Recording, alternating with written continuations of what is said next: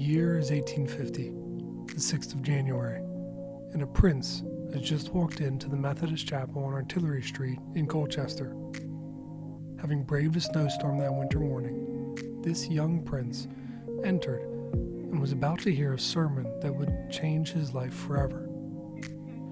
The prince was not a literal prince of a kingdom, but rather one who would be referred to later on as the Prince of Preachers. That young man was Charles Spurgeon, and today he would come to meet and follow Christ.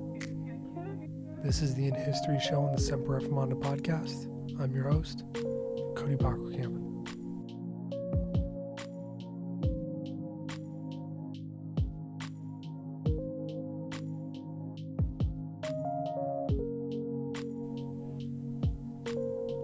Spurgeon grew up the grandson of a preacher and the son of a preacher as well. He was well acquainted intellectually from childhood of the gospel and the things of God.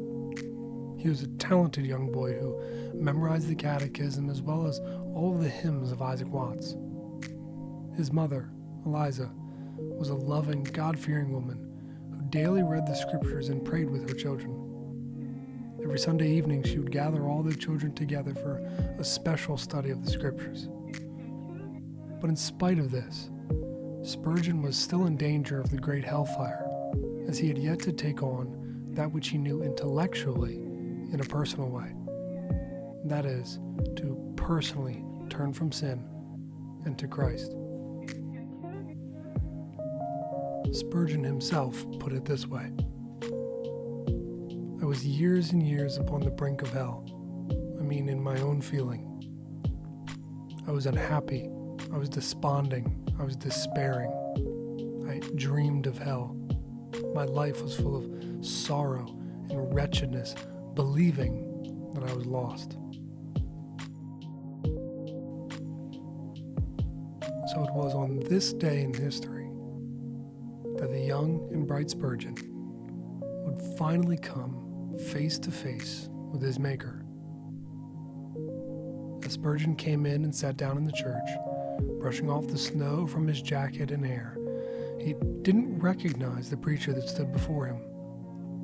This was a substitute preacher who proceeded to step into the pulpit of this small church and read Isaiah 45:22. Look unto me, and ye be saved, all the ends of the earth, for I am God, there is none else. The sermon, lasting only a total of 10 minutes, but empowered by the Spirit, it compelled Spurgeon to look upon Jesus and be saved. Of that sermon, Spurgeon wrote the following: Lifting up his hands, the man shouted, as only a primitive Methodist could do, Young man, look to Jesus Christ. Look, look, look. You have nothing to do but look and live. I saw at once the way of salvation. I know not what else he said. I did not take much notice of it. I was so possessed with that one thought, like as when the brazen serpent was lifted up. The people only looked and were healed. So it was with me. I had been waiting to do 50 things, but when I heard the word look, what a charming word it seemed to me. Oh, I looked until I could almost have looked my eyes away. There and then, the cloud was gone. The darkness had rolled away. In that moment, I saw the sun, and I could have risen that instant and sung with the most enthusiastic of them, of the precious blood of Christ, and the simple faith which looks alone to him. Oh, that someone had told me this before. Trust in Christ and you shall be saved. Yet it was, no doubt, all wisely ordered.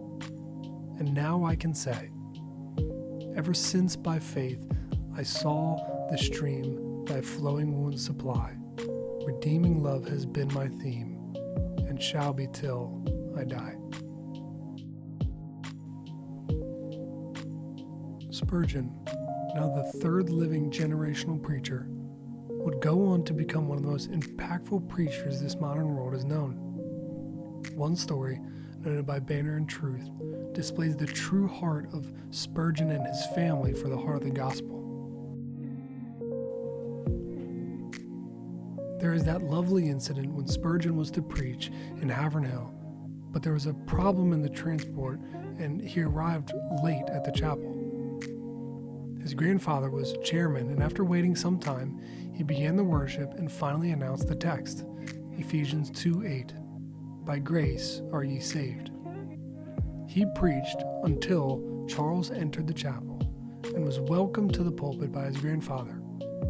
Charles Haddon Spurgeon said to his grandfather, "You can preach better than I. Go on." But his grandfather refused. He told Charles his text and to where he had gotten in the sermon.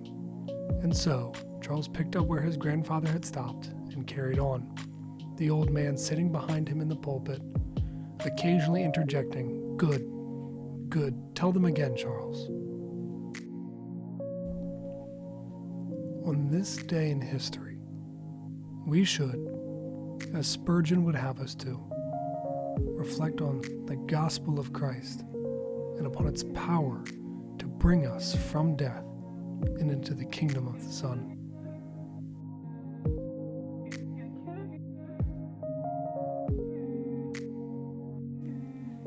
This episode of the In History Show on the Semper Reformanda podcast was written and produced by me. Special thanks to Josh Koval for the music.